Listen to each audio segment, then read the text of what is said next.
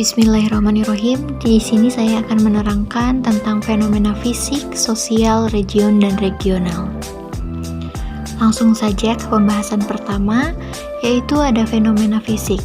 Fenomena fisik merupakan fenomena yang dapat dilihat dengan mata biasa dan berkaitan dengan kondisi alamiah.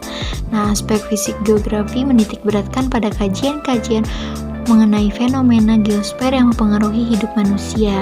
Pada umumnya, aspek fisik geografi berurusan dengan fenomena yang dipengaruhi oleh alam secara langsung, bukan oleh manusia. Nah, selanjutnya ada contoh fenomena fisik.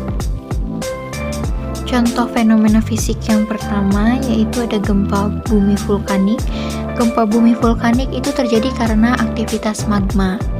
Nah, yang kedua ada erosi atau tanah longsor. Ini terjadi pada wilayah yang memiliki kemiringan lereng tinggi dan curah hujan yang tinggi. Nah, yang ketiga ada banjir rob. Terjadi karena permukaan tanah di kawasan pesisir lebih rendah dibandingkan dengan permukaan laut. Nah, yang terakhir itu ada likuifaksi. Likuifaksi yaitu perubahan material yang padat atau solid, dalam hal ini berupa endapan sedimen atau tanah sedimen menjadi cairan, jadi yang padat menjadi cair. Dan masih banyak contoh fenomena fisik lainnya. Langsung aja ke pembahasan yang kedua, itu fenomena sosial. Fenomena sosial yaitu tersebut terjadi karena ada suatu kejadian yang di luar dari kebiasaan yang dilakukan oleh masyarakat. Fenomena sosial merupakan rangkaian peristiwa dan bentuk keadaan yang dapat diamati dan dinilai lewat kacamata ilmiah atau lewat disiplin ilmu tertentu. Fenomena sosial itu sendiri merupakan gejala atau peristiwa yang dapat diamati dalam kehidupan sosial.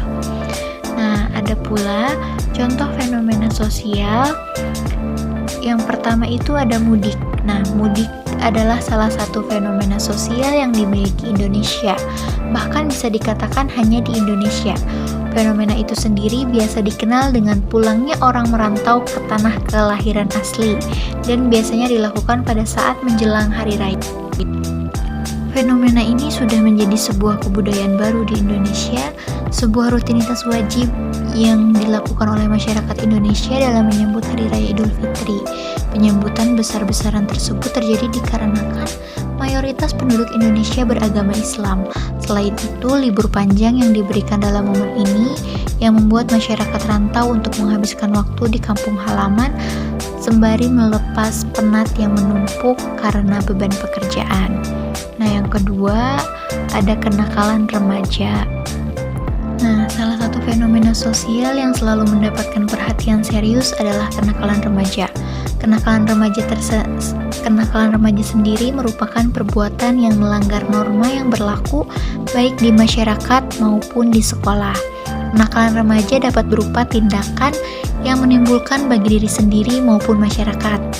Nah, kenakalan remaja dapat terjadi karena beberapa faktor, diantaranya krisis identitas, pengendalian diri yang kurang kuat, kurangnya perhatian keluarga, lingkungan yang mendukung untuk melakukan tindakan kriminal, dan lain sebagainya.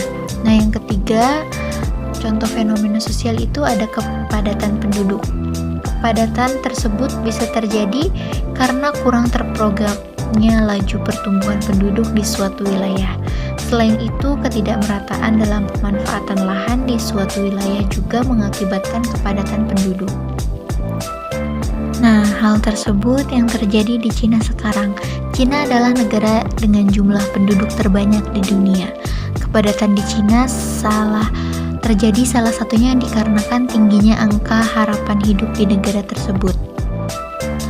Laju kelahiran lebih cepat dibandingkan dengan laju kematian.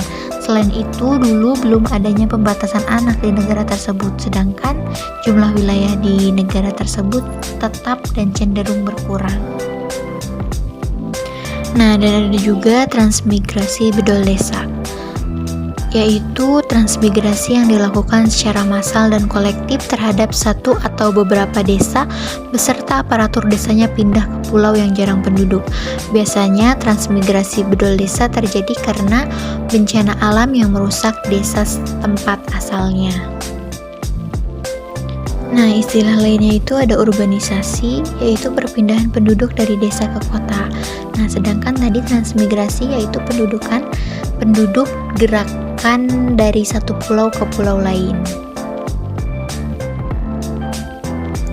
Nah, selanjutnya ada fenomena region. Nah, region itu wilayah, yaitu bagian dari permukaan bumi yang memiliki karakteristik khusus atau khas tersendiri. Karakteristik ini ditunjukkan oleh sifat-sifat yang berbeda. Nah, contoh fenomena region yaitu wilayah pertanian dan wilayah hutan. Dua wilayah tersebut memiliki kenampakan alam yang berbeda. Dan ada contoh lainnya juga, wilayah pedesaan dan wilayah perkotaan. Nah, suatu desa merupakan suatu wilayah di mana sistem adat istiadat dan norma yang berlaku masih kuat dengan sistem penduduk yang agraris. Sedangkan kota merupakan suatu wilayah yang mudah mengalami perkembangan dengan sistem adat dan norma yang kurang ketat. Nah, selanjutnya yaitu fenomena regional. Nah, fenomena regional ini membahas mengenai hubungan antara manusia dengan lingkungan dalam lingkup